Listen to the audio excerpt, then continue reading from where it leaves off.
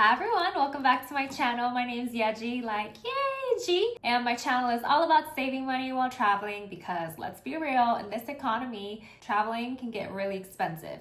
So if you don't have to spend money, why would you, right? If that sounds interesting to you, let's be internet besties and consider subscribing below, and let's get into today's video. Today I wanted to talk about Wells Fargo. Now, Wells Fargo always had credit cards, but they never really had any transfer partners until recently being like within a couple years.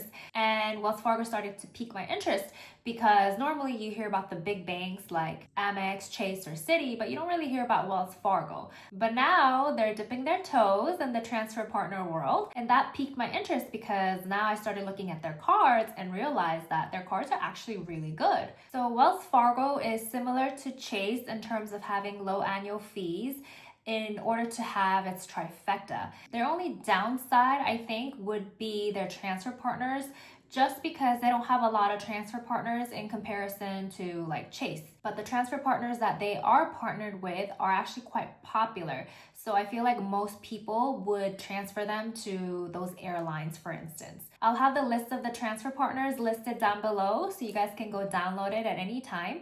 And before we begin with the credit cards, I just want to talk about the application rules because every bank has application rules, and it's very important for you to know these rules because the bank can either accept you or deny you, and no one wants to be denied. So it's important to follow them. Officially, Wells Fargo says that you can open up one credit card every 6 months, and this doesn't apply to business cards. Not only do they have one card every 6 months, they have also something called 524, which is very similar to Chase, which means you can only open up 5 credit cards in 24 months. And if you're over that limit, then they'll automatically deny you. You can have unlimited number of credit cards. There's no like hard limit of the number of credit cards you can have from Wells Fargo.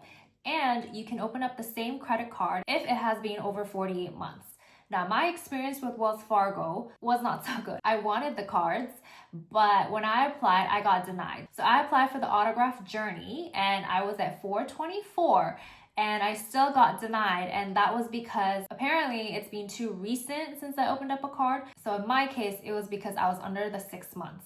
So I feel like they are pretty tough on their application rules. There's no leeway. So I feel like Wells Fargo is a bank that you should be concentrating in the beginning of your credit card journey. Just like Chase, it's better to get Chase cards first before you move on to other banks. I feel like if you are interested in Wells Fargo, you need to target them before going after other banks.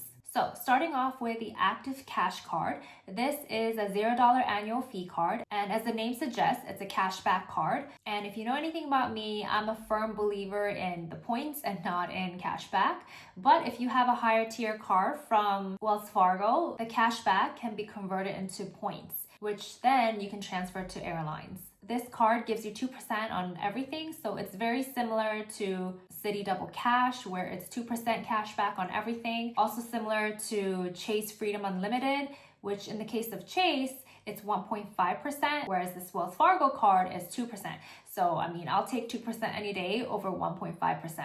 It's a pretty basic card to have it in your wallet for everyday purchases, and it's just one of those cards that you don't have to think hard about using. The next card is the Wells Fargo Attune card, and this card gives you 4% cash back on select categories.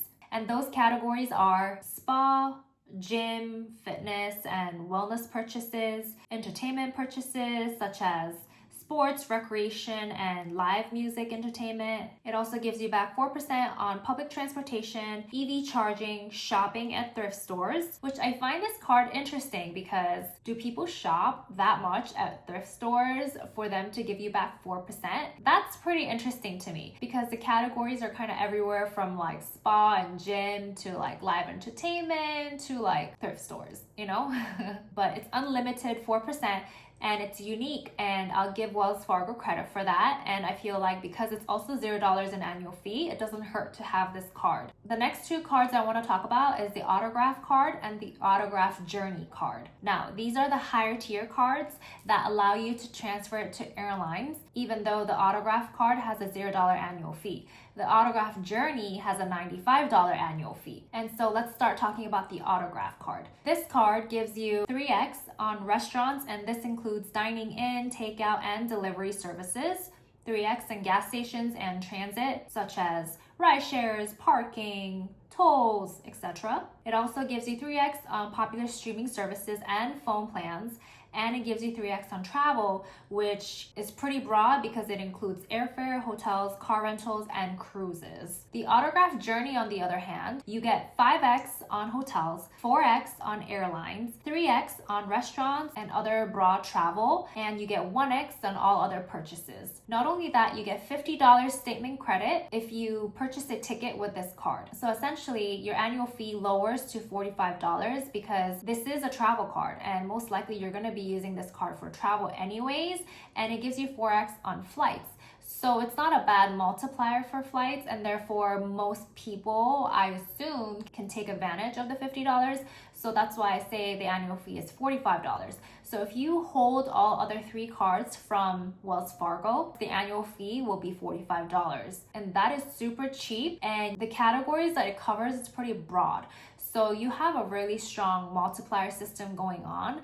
And I feel like if you're able to take advantage of those multipliers, then this is an excellent system for you. The autograph journey has more benefits such as baggage loss, car rental insurance, airport delays, and such in comparison to the regular autograph card. And so if you're thinking between the two, I think it's better off to go with the autograph journey. But if you're looking for no annual fee trifecta, having $0 of annual fee for 3 cards is really amazing. And that's why Wells Fargo really caught my eye, because they make it really affordable and cheap for everyday people, and they're still competitive to big banks. Yes, like I mentioned before, their transfer partners is very small. But if you do travel and use the airlines from those transfer partners, then seriously, Wells Fargo is like the best. I'm currently right now at 524, and I'm waiting to go below 524 so I can start applying for Wells Fargo cards and get their welcome bonuses as well. Do you guys have any Wells Fargo cards? If so, was it difficult to get those cards? I'm actually curious because, like I said, I was denied once and I don't want to be denied again, and I want to do it right next time. So let me know how you got your Wells Fargo cards. And on that note, if you found today's video helpful and informative, please give it a thumbs up and consider subscribing below. And I'll see you guys next time with a different video. Bye!